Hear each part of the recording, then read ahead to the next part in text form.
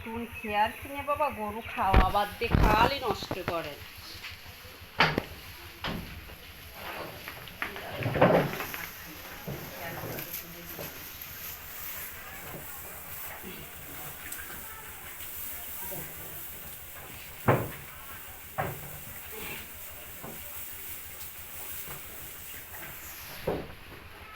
কাকাও কি এখন গরু ব্যবসা করতেছেন? আমি গাই গরুর ব্যবসা করি।